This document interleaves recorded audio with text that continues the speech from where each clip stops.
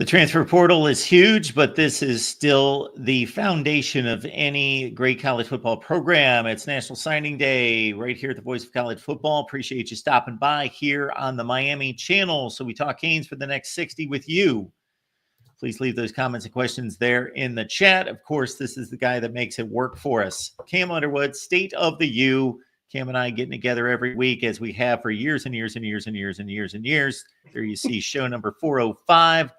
And Cam is here to lay down the knowledge and mix in a few stories, I'm sure. Cam, how you doing tonight? Great, man. It's funny that you mentioned that. Back when I was a teacher, my kids loved Underwood story time. Because I do too. I know a lot of people and I've done a lot of things and I have a lot of stories. And, like if, there were back when the school was using portables, so outdoor, like individual, kind of like little pod classrooms, the enrollment changed, so eventually like they phased out from using the portables. But when they had the portables, they would have to hold the bells when it would be inclement weather. And in the Miramar, Miami Gardens area, like it's 3 square miles from Hard Rock Stadium, where the school Miramar, where I worked at for the majority of my career. It's weird geographically, and it like creates more storms in that area than like most other places, even in South Florida. So this would happen on a regular basis. So we'd be working on music or whatever, doing a little sight reading, okay, we're going to tune this up, we're going to do that, we're going to do that. And they come on the overhead and say, we're going to be holding the bells for 10 or 15 minutes. And like they would cheer, like, yo, Underwood story time. I'm like, all right, cool. Like put all your stuff away. And then, go through that. So, I enjoy those kind of things, and yeah, I'd like to bring some levity to proceedings from time to time. This is another version of that we get to enjoy here. Exactly. Call up the friends, the fam, the social media acquaintances, anybody who loves college football, and gather around, and we'll let Cam go on this one. Here we go. The 2025 class. I believe we've got 21 in the fold, I believe is the number that I last saw. But I got to tell you, this is also what I saw today so I am not as laser focused as you are, nor do I have the recruiting background, but I'm running around with different teams and I've got a patchwork of knowledge of what's going on across the nation. But as I was scrolling and I'm checking out rankings of other teams and so forth, I see Miami at 14, which is now currently 15 on the 247 Sports rankings. And I saw 14, and it struck me kind of odd because I remember seeing 5, 6, 7 in that range over the last few weeks. And then I went to either your personal Twitter or the State of the U Twitter. I don't remember which. I saw a lot of caps and I saw a lot of exclamation points. Well, yeah, I mean, that was more carrying over from a different topic, really. But yeah, it was underwhelming. Like I'm sorry, like it really was for a team coming off of 10-2, a 10-2 regular season.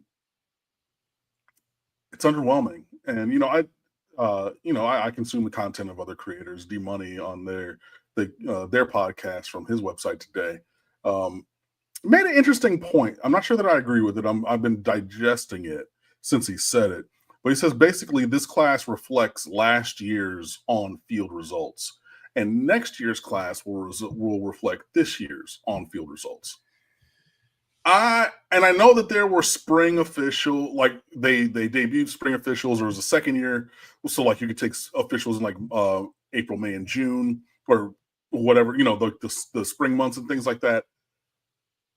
I think that maybe it's a part of it. Like I think that there's a measure of truth, but I'm not subscribing to that whole stock. But yeah, you can't help but be disappointed. And, through the course of this year, like I wrote that class breakdown October 15th. I think I wrote the one for this year, but like there was negligible juice all year. Like we got guys to come to some games and things, like it was cool, but like you didn't really feel that Miami took advantage of this strong season in this recruiting class. in year 3 for Cristobal, coming off of consecutive top 10 classes, that's a major failure. I'm sorry. It just is. And I know that there are people who disagree with me. There's lots of people who disagree with me on that. I'm fine with that. I'm fine with this is a phrase that I've said on here before, and I'm going to say it again. The standard is the standard. And we didn't hit standard this year. So, and I'm not ignorant. I'm not stupid. I know that the transfer portal exists. I know that we're going to add other players from other programs in, the free agency portion of roster building. But strictly looking at this class out of high school, there's a lot to be desired. Now, that being said, I'm looking at Mario Cristobal as who he has proven himself to be, as an elite recruiter who needs to be, who is capable of and has already delivered top 10, if not top 5 classes, should have been pushing for top 3. That's my standard. 15? That's woeful in comparison to that. I'm sorry, but it is. Miami having the top rated class in the ACC feels like being the tallest midget in Lilliput or tallest short person, in Gulliver's Travels with the little tiny people. You're the biggest tiny person.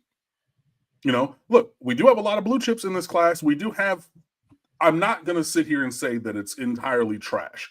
It is not. It is not. It's also miles away from where I believe it should have been, and it needs to be. One of the reasons why is if you have deficiencies in coaching, talent on the roster can overcome that. Jimmy's and Joe's over X's and O's. But you're not even really able to overcome that with superior athletes over the course of time, including this year. And so having a dearth of talent incoming in comparison to previous years means that you're lowering the level of talent slightly on the roster that already doesn't perform to the level of its talent. You know what I mean? So I'm looking at that, and that's where I'm very critical. I know, look, hey, I saw my mentions today. I got emails, plural, today. I got text messages from friends of mine today. I got phone calls from people today not pleased and not aligned with my viewpoint. I'm comfortable with that. We can disagree without being disagreeable. And if you want to be disagreeable, I can keep that same energy. You know what I mean? We didn't necessarily get there, but I know that I'm among the more critical evaluators at this point. I'm not doing it disingenuously. I'm not doing it just so people will talk or people will whatever. I'm doing it because I believe in the standard that I have, the viewpoint that I have, right? So all of that being said, let's throw up that first super chat, the sticker, before I get going here, because our good buddy always in here, Falconer TRX, throwing up the X for you, buddy. Love to see you. Kenson Monesteem, I saw you over there in the comments as well. Dropped a what's up in the chat. Ian Coleman, in there, John Bird, Nathan Hammond, a lot of people in the chat. So, and Corey Fleming, cool. Syracuse beat us 3 times, the game, the playoffs, and in recruitment. I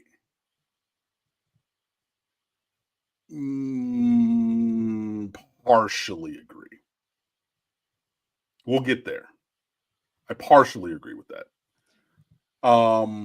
If I may, Cam, I just want to further justify your disappointment as it's reflected in the rankings, because I think a lot of people that aren't in tune with recruiting, and I'm not a big recruiting guy, but I'm in the rankings all the time and looking at I'm not scouting players, but I'm doing all the metrics of who got who and that business. Yeah. That if you look, so the placeholders 1, 2, 3, 4 on down the line, folks, are not created equal. this happens every year. The elite is way up here, and then as it cascades down, so for example, I just looked at the rankings points, and the difference, I just randomly grabbed number 5, thinking, okay, that's a great place to be. Number 5, the difference between 5 and 15 is 41 to 42 recruiting points, player evaluation points. If you go down from there and drop at 42, you're number 32 in the country. So that's how it separates greater the further you go down. Right. It's increasing at an increasing rate the further that you get down the list. Right. Yeah. The gap gets larger and larger. Yeah. And, like, if I believe you have to have the best talent to contend for championships, Bud Elliott's blue chip ratio, we've talked about that, not missing on these generational kids, things of, players, things like that. And, we have collected less talent in this class than in years in previous. Again, for a coach whose specialty is recruiting, I find that to be greatly troubling. Take that as you will.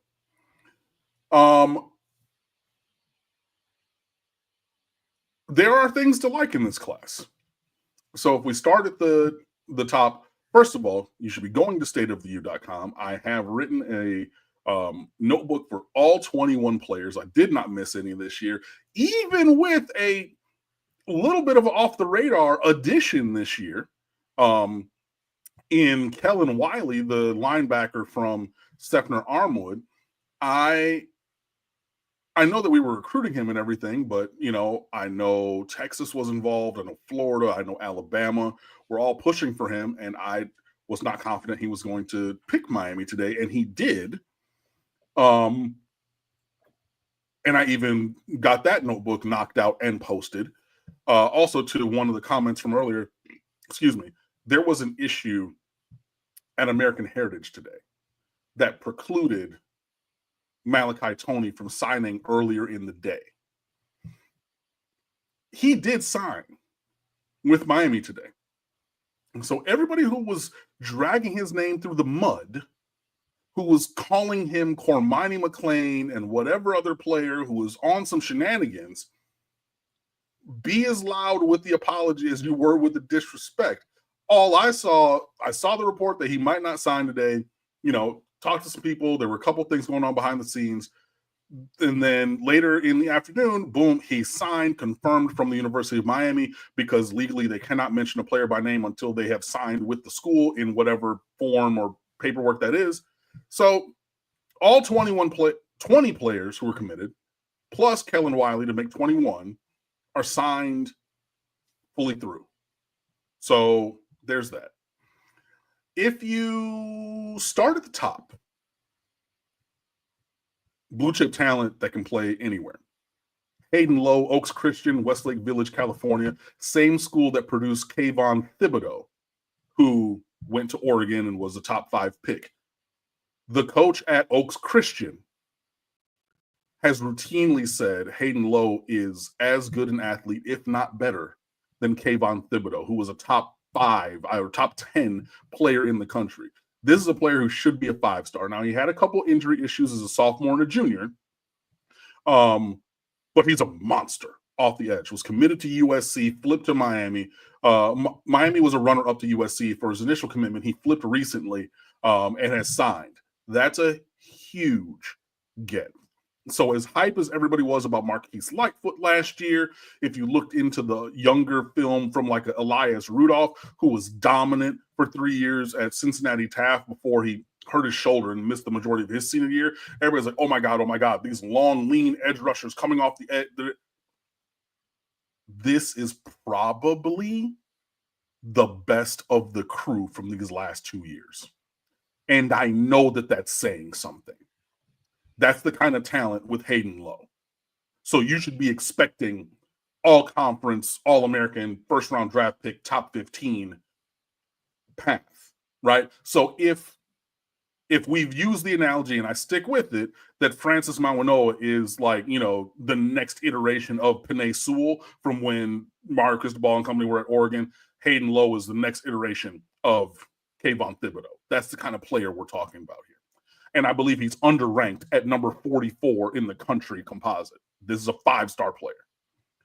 Next up on the list from Bishop Gorman, a school that Miami's gone to often, Susu S.J. Alo-Fatuli, the number 1 interior lineman in the country on a couple of the different services.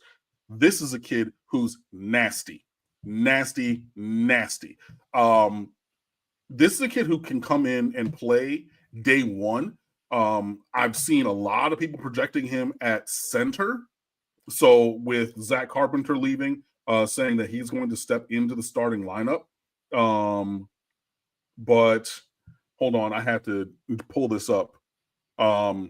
So Cristobal went on the 247 Sports YouTube show, and I'm reading directly from their Twitter, which I retweeted, quote, "He's got to be one of the best players I've recruited, period. He's got the nastiest, most physical, quick twitch, powerful guy that I've ever seen," Cristobal said about Alo-Fatuli, right? So again, we're talking about Francis Mawanoa, who's somebody he's recruited. You're talking about Penei Sewell, top 5 draft pick by my Detroit Lions, right? And he's saying Cristobal is, in his own words, this kid Alo-Fatuli might be the best, most physical recruit I've ever seen.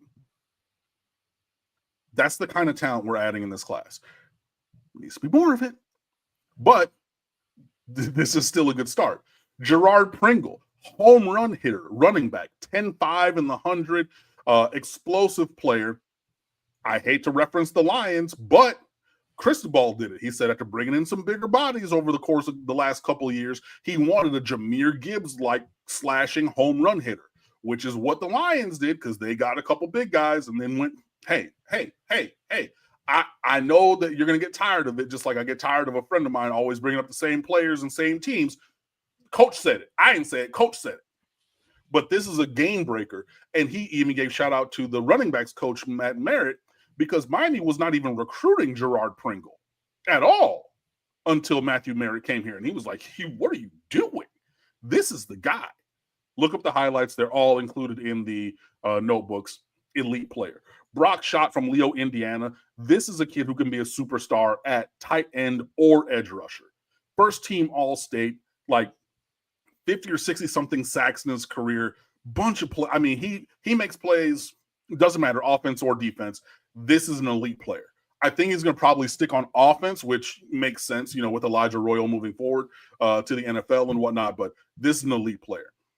Joshua Moore from West Broward, 6'4", 205, that big-bodied athletic X-receiver that Miami has been dreaming of. This is a kid who dominated a 7-on-7 at Miami, on Miami's campus the summer before his junior year. And there's a highlight of Cristobal literally, because they played some of the games in the indoor practice facility, and Cristobal standing on the turf in the background, like where my hand is, watching this kid. Like, you'd see him like, yo, apparently went into the office, took him into the office as, recruiting and whatever, had a recruiting meeting about it afterwards. And they're like, oh, he's about to commit somewhere else. He was like, nah, we need to go get that one. And did. Again, this is a huge kid, athletic. I mean, easy double, triple standing backflips at 6'4", 205. Like uncommon athletic ability and the physical profile of a receiver that Miami seldom had. Another incredible edge rusher, Georgia's sack leader, Herbert Scroggins III, nicknamed Third because he's the third of his name. Big, fast, strong, physical. A little shorter than you'd like at 6'2", but, still has positive wingspan and things like that. And he goes to a military academy, and he is not shied away from the weight room at Benedictine Military School. Let me tell you that. But this is another elite edge rusher. Again, Georgia's sack leader, and that's another state with big-time talent all over. So that's an incredible get. Bryce Fitzgerald continues the connection to Miami Columbus. He's a playmaking safety. I saw 17 career interceptions. A lot of them he's taken back for touchdowns. He's a ball hawk back there. Not as physical as you would like yet. Hopefully he adds a little bit of physicality to his game, at the point of contact or, going downhill to impact pass catchers and runners. Hopefully you can add that, but this is a kid, it definitely makes plays all over the secondary, and Miami needs that for sure. Amari Wallace started for 2 years at Miami Central as a sophomore and a junior. This is the kid I mentioned who had the compound fracture in the preseason scrimmage at Miramar, and his parents are suing both Broward schools and Miami-Dade County schools. So he did not play a snap as a senior. Amari Wallace did, unfortunately. If he's able to recover from this injury, this could be a big get. He's, another player who's a ball hawk, a lockdown player in the secondary and everything. As the reports go, and I mean, I still have friends and connections at Miramar because some people that worked there when I was there are still there and everything. From what I heard, he was making a leaping interception in this scrimmage, landed, and broke his leg. There's debate about the quality or the state of repair of the field upon which they were playing at the time, which is the point of contention with the lawsuit, saying, how, like, if the field was properly kept, then he would have just landed and it would have been another play. But regardless of that part of the result, all over the field, making this leaping interception and everything, that shows the ability that this kid has. Again, it's really down to, is he going to be able to recover from this injury? A compound leg fracture is not, just a little scratch. But I'm glad to see Miami honor his scholarship because, I mean, in the immediate aftermath of the injury, there was questions about if he was going to play in the future, period, full stop. So, but he is a very talented kid. Another very talented kid, Jabari Antoine, from the heart of LSU country, New Iberia Westgate in Louisiana. This is another kid in the secondary with tons of skills. He can play corner, he can play safety. I know he's talked about playing safety in Lance Guidry's defense. I would like to try him at corner first, personally, just because I think that he's a better fit there. I could be wrong, and I have been before, and I'm fine with that. But yeah, this is a kid. Battled a couple injuries. He missed some time as a junior. He missed some time as a senior as well. But another super athletic kid from the heart of SEC country. And Miami went in there and got him. Chris Ewald is a multiple-time champion at Chaminade. Miami beat Georgia heads up for his commitment back in the summer and spring. And people kind of forgot about Ewald, I think. I even saw some people, saying that he needed to not be in the picture of one of the better recruits in the defensive backfield in this class, something that I disagree with. This is a kid who can play here, maybe not day one, but yeah, I mean, he's going for his 4th state championship in high school at Chaminade, one of the biggest, high school football factories down here, and is a great player in his own right, apart from the school that he attends. So that's a great get. Luka Gilbert is the number 2 tight end in this class and would easily be the number 1 in many classes. Big kid, basketball player background, listed 6'7", 6'8". He's massive.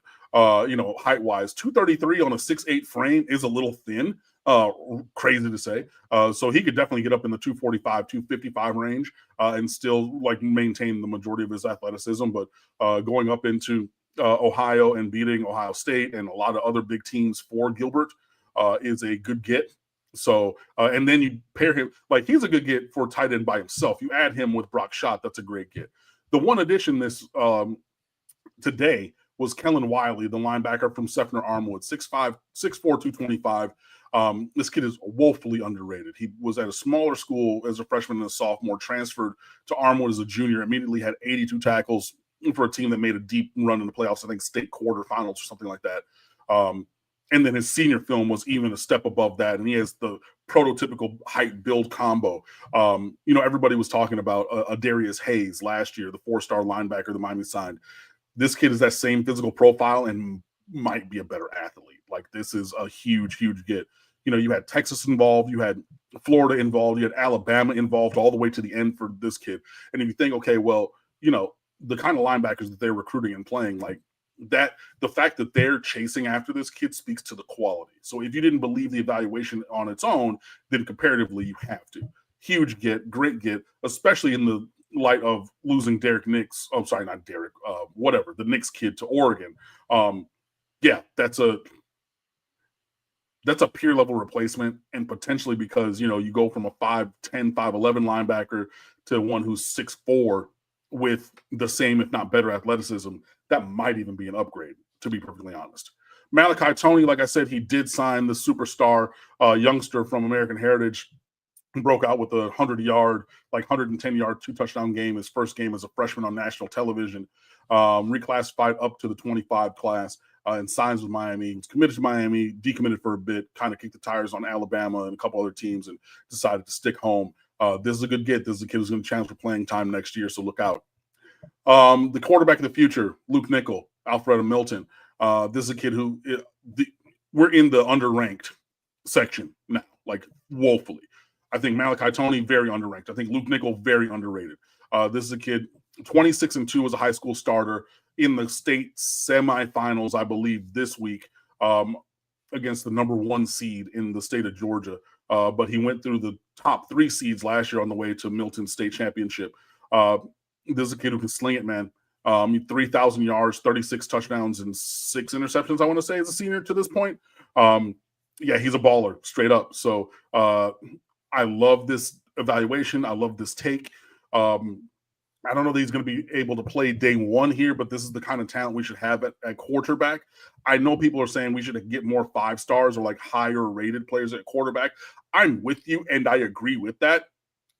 But with that not being the case, I like someone like Luke Nickel. Both things can be true. I can like Luke Nickel and the talent that he brings, and also say eventually we need to continue to elevate what we're bringing in, which was kind of the foundation of my initial statements about not necessarily being super high on this class overall. Dalen Upshaw from Phoenix City, Central Alabama. He was the teammate of Cam Coleman, who's the standout freshman at Auburn. They were on the same team last year, and both of them had 1,000 yards. I think he has 3,500 yards receiving in his career. Super productive, super electric. Home run waiting, anytime he touches the ball. Great get. And Auburn made a run at him. It's local to Phoenix City. I think it's a 45-minute drive. So he was there. Again, Cam Coleman starring at Auburn, his homeboy from high school playing the same position, right? So he's over there for more than a couple unofficial visits. They were like, yo, why don't y'all run this back in college? And he said, nah, and is coming to Miami. So that's a big get.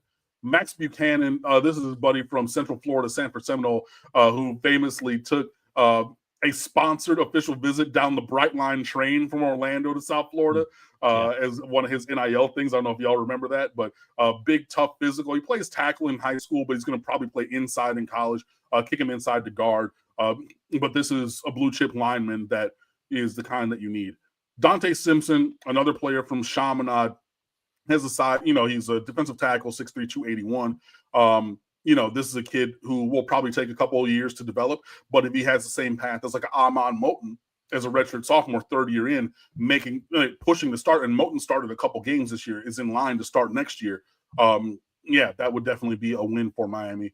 And here, as we come down to the end of the bottom of the group, these are guys who have big physical tools and will probably take another couple of years, like a Simpson, like a Buchanan, before they see the field.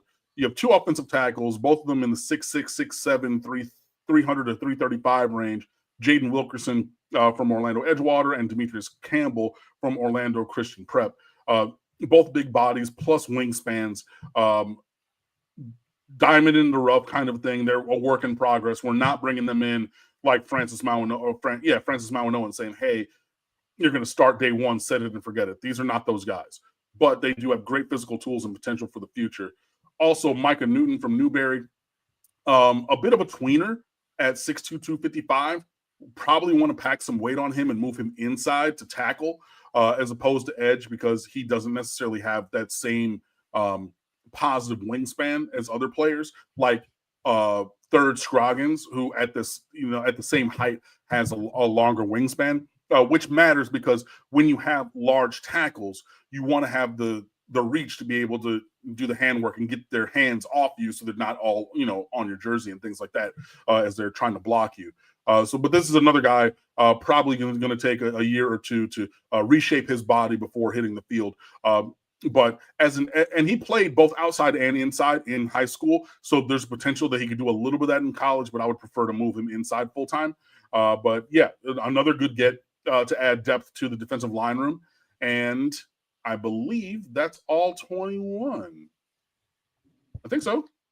I do as well. Oh yeah, okay, cool. That is all 21. Yeah. So I think definitely more firepower on offense in this class than defense.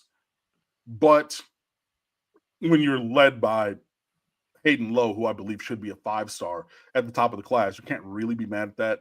But, when you consider all of the guys who are not in this class, right, that's where things fall off for me.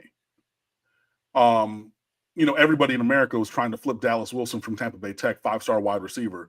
Miami was trying, Florida was trying, other teams were trying. He's stuck with Oregon. That's the second year in a row you're not able to flip an Oregon 5-star after not being able to flip Jurion Dickey from San Diego the year before. Hey, it happens, and they're on a super heater. My God, but DJ Pickett sticks with LSU. Brian Kelly, whom I hate, by the way, gets on the microphone, and the first thing out of his mouth is, well, in the world of NIL, it's not about fit, it's about money, and players are going to go where they get the most money, and that's what. So I'm like, oh, straight up, that's why you got DJ Pickett, and DJ Pickett's dad, Damian Pickett Sr., even in some interviews saying, well, there's a business component transaction to the. Hey, look, I'm not even going to hate on it. Go get your money, but it is what it is. But you still don't get that kid, Ben Hanks, and I took a lot of heat for this today. I have elected not to write pieces about Miami missing on recruits in the past. And then it's, well, Cam, you ain't shit, and you're holding water for the athletic department by not calling out the misses. Cool. Everybody knows Miami was recruiting Ben Hanks Jr. the entire cycle, all the way through this last weekend. He's a legacy Gator. His dad played there. He was committed there, and he ends up signing there. And I say, hey, Miami whiffed. Man, you ain't shit. Well, everybody knows that. Hey, it cannot be a hit if you hit it, but not a miss if you miss. So to everybody talking shit, shut the fuck up. Straight like that. I'm not wrong in calling it a whiff because we endeavored to try to make the flip happen. And had it gone through, y'all be tap dancing, saying, I got your legacy. We tried, it didn't happen. But I put it up there.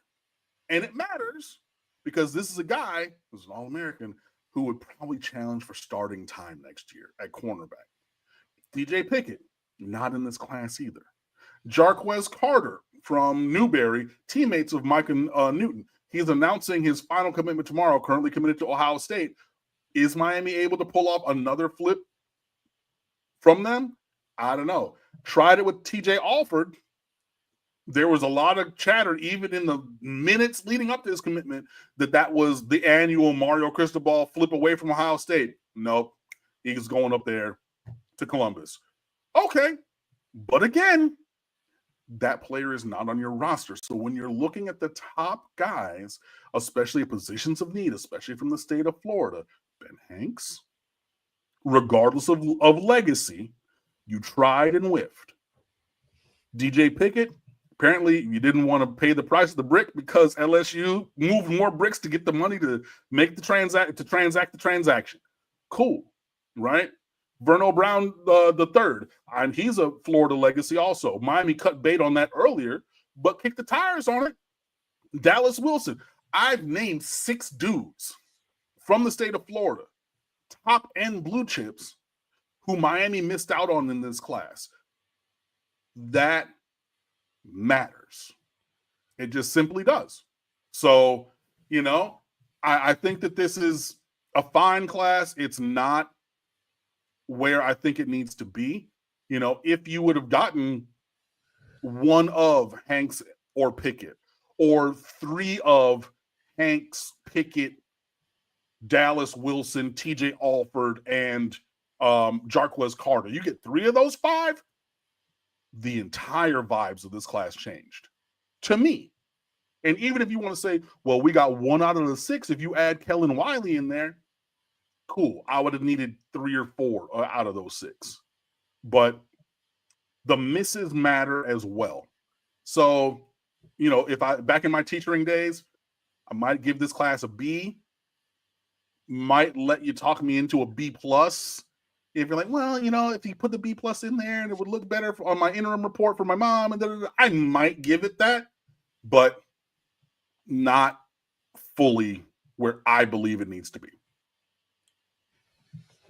Okay, I've got a few questions. Let's hit some super chats. Appreciate you being here, everyone. Paolo, thank you so much for the contribution there. And again, everyone, we appreciate your contributions. We're here every week for you. Does the recruiting class, specifically on the defensive side, reflect on the recent narrative online about recruits not wanting to play for Guidry? Oh, also, you had Hilton Stubbs flip on you as well. So you add that to the list of players not in this class. I think that there's a measure of this. I know the person from the pot. Oh, I know of that person. I don't mess with him. But I know the person who asked the question, to which Stubbs replied, yeah, it was a bad vibe on defense there and blah, blah, blah, blah, blah. Look up the numbers about Miami's defense relative to Florida's.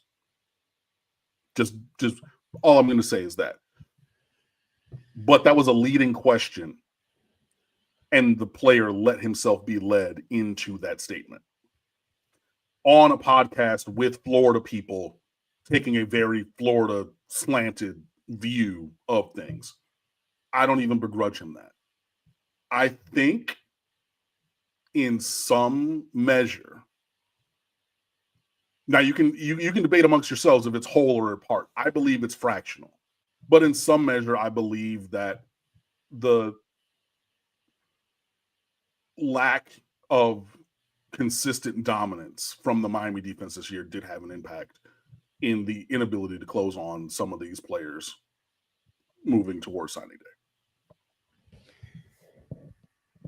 And Falconer X coming in with a topic that obviously we'll hit on following recruiting.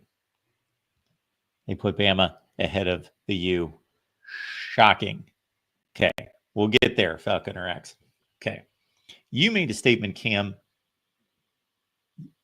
as a reiteration of a statement a writer made, I believe, that the result of a particular season are felt in the recruiting cycle the next time around. I'm sure you've heard this before because you're far more into recruiting, and I've heard that for years and years and years.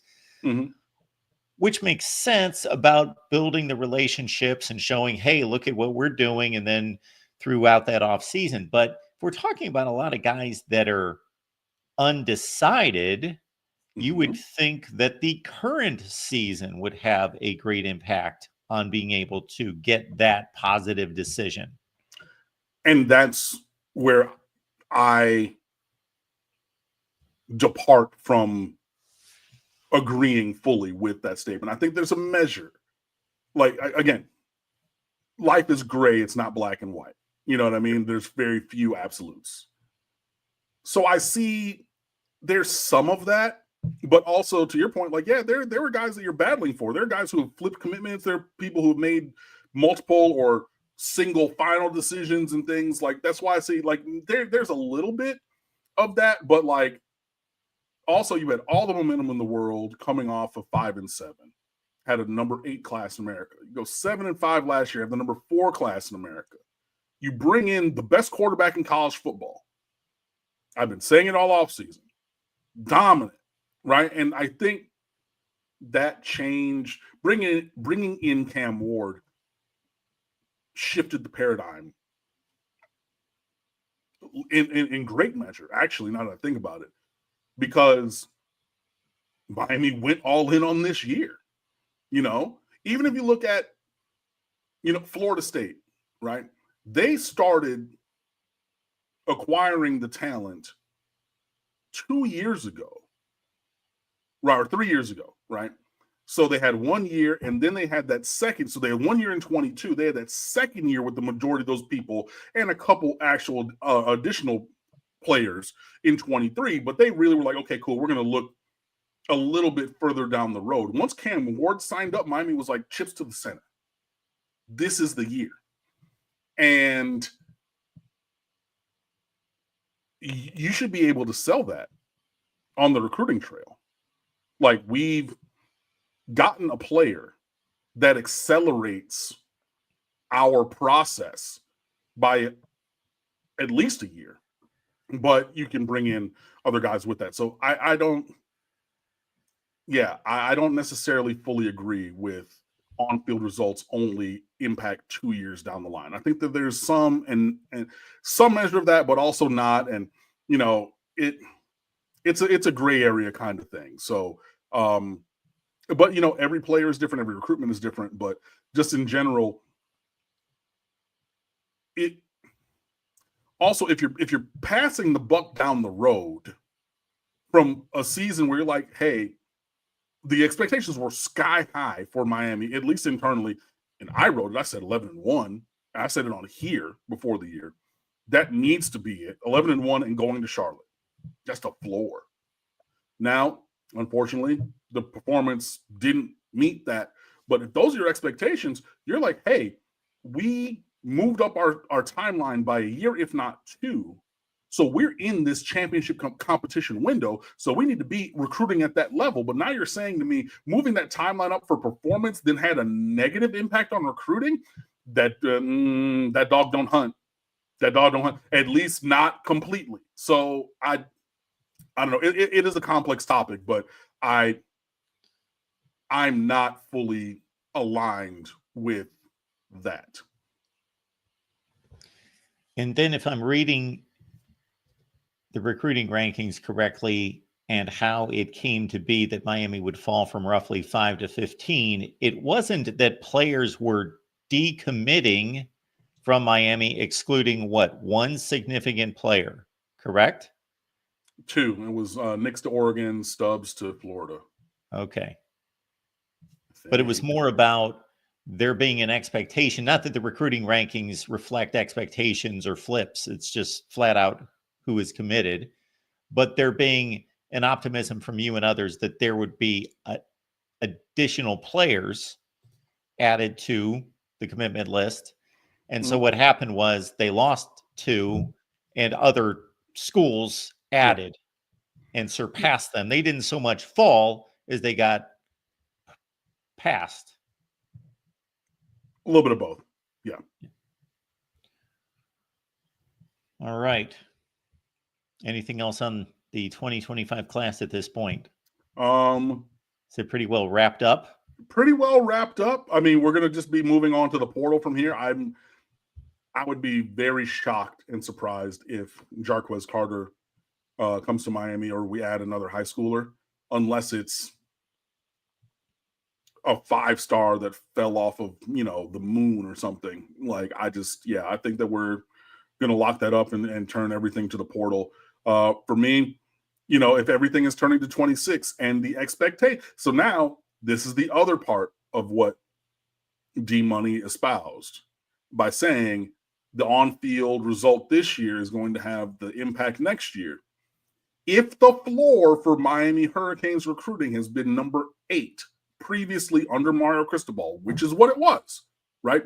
This year, terrible failure, down at 15, could probably end up even closer to 20, depending on what some teams around Miami recruiting ranking does, right? If the floor, while Miami was not performing well on the field, was 8, then the firm expectation needs to be top 5 next year. Top 3, if you're making the direct correlation between on-field success and recruiting ranking, right? That's the other part of things that you don't necessarily like. It's a panacea for what ails you now on, well, this cycle really goes back to 7 and 5, but the number 4 class went back to 5 and 7. Right? but there's a new coach bump and he's turning things over. Yeah, but see, that's where things get messy. That's where things are more gray than black and white. So for the 26 class then, which is going to watch a Miami Hurricanes team, I'm telling you now, expectations will not be 11-1. Expectations, like firm floor expectations, will not be Charlotte, right? Whether you're looking at the schedule or you're looking at this roster, it's not going to be what it was this year. Probably not. Just preparing you guys for the reality. But they're going to watch that happen and ignore that and refer back to Cam Ward magic from this year and have a top 5, if not top 3 class next year. That's the logical path that has been set forth by others, which is why I'm saying I don't necessarily agree. But if you do and are saying he's right and you're aligned with that, that's the other part moving forward that was kind of unsaid. So look, and I agree that the floor should be 8 and it should push forward, right? But, I'm trying to be a little bit measured, but, I know people say, well, I more agree with, somebody else who has a what I believe to be a little bit more of a lenient on the side of Miami viewpoint of things. All right, then I'll go on that ride with you. But if it ain't that, be prepared for me to say so. Falconer, we see you. Thank you so much for your support. Paolo chiming in with this. How much will eligibility years remaining for a player is going to come into play when Miami hits the portal, given the needs for next year's team? I think it's going to be a big thing because I don't think that you're going to be looking for 1-year rentals. Like when you're going all in on a season, like Ole Miss did, like Miami did, the future time horizon is inconsequential because you're going for right now.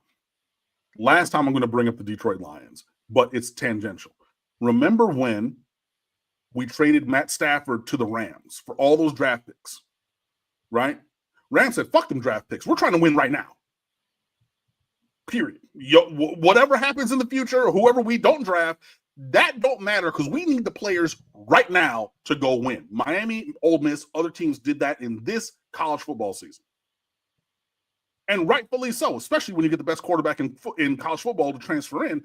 Hey, I'm not worried about 25, 26, and 27 with Cam Ward because Cam Ward ain't going to be here in 25, 26, 27. You know when he is going to be in Coral Gables? 24. Bring it, everybody.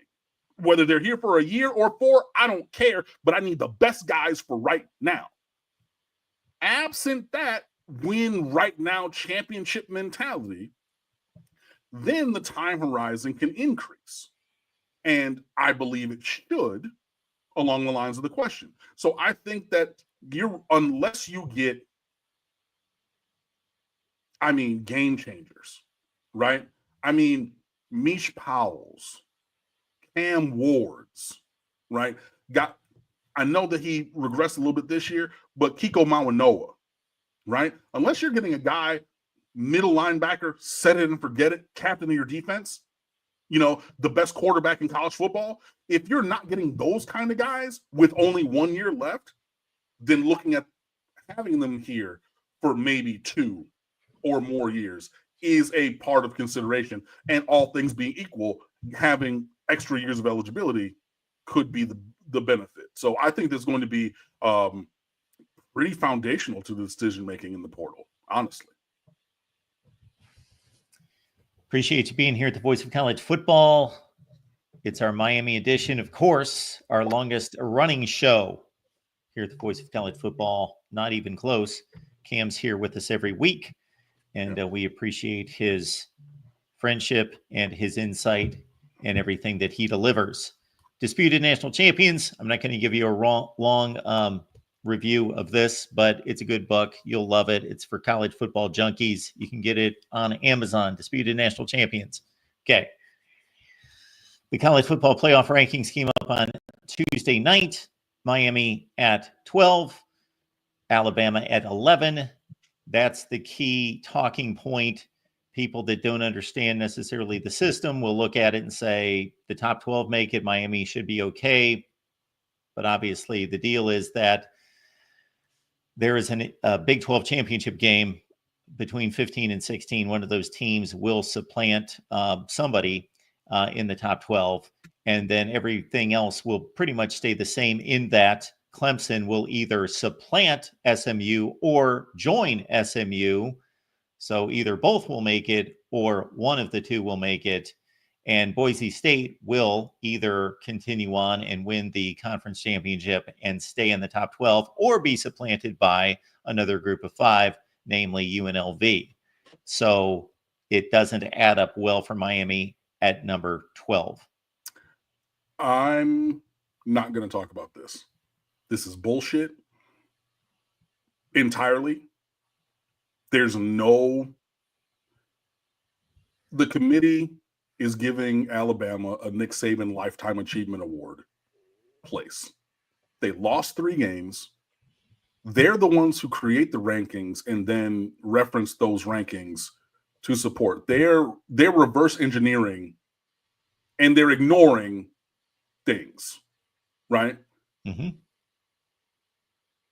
And I'm not going to try to make sense out of nonsense, and I'm not going to debate it.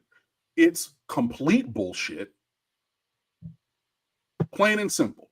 So I'm not going to waste my breath. I'm not going to sit up here and scream. Fred, who I know is watching, a friend of mine, sorry, you're not getting an Epic Cam rant on this. It's complete and total bullshit.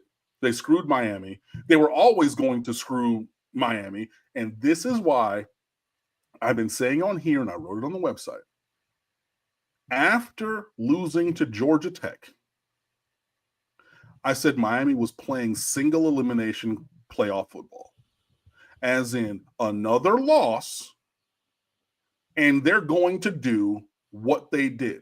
They already started the bullshit before by moving Alabama over Miami during Miami's bye week after losing to Georgia Tech when they beat fucking Mercer. That was the game that they jumped up 3 and in front of Miami. I'm getting started and I'm going to stop myself. It's bullshit. It's fucking wrong. But when you're not trying to be right, it doesn't matter. I know that the athletic director came out and said some stuff. I know that Cristobal did. I know I saw tons of stuff from Dennis Dodds of CBS, who's the only person who was supporting Miami in that. And again, and shout out to Mike Ryan from the Dan Le Batard Show, also now a co-owner of Canes Insight. He made the point that is correct. Miami is in the conversation at 10-2 against other 10-2 teams. It is logically incorrect to have a 10-2 team in the conversation with 9-3 teams. I've said 3 times I'm going to stop. I'm going to leave it there. It's fucking wrong. It's a travesty, and that's just it. So I have nothing else to say. Thanks for watching. Thanks for listening. Join us at State of the U. I did tons of work. I've stayed up late, lots of nights to write all of this stuff for National Signing Day. There is a story stream up with all of the notebooks from all of the guys that we have signed, all 21, all of the recruitments that went awry. Oh, but the last thing that I will say, which is not on this topic, congratulations to Cameron Ward, named ACC Player of the Year and ACC Offensive Player of the Year. So those are 2 different awards, the best offensive player and the best overall player. Cameron Ward was named both of those, the first Miami Hurricane ever to win either of those awards. Congratulations to you, sir. And thank you for everything that you did this year as a Miami Hurricane. OJ Frederick, in case you were wondering, came in second for the voting for Defensive Rookie of the Year, had 21 points, finished behind Clemson linebacker Sammy Brown with 42 points in terms of Defensive Rookie of the Year. That's that. Appreciate you being here, Cam. We'll see everybody back here next Wednesday. All right, guys, take care.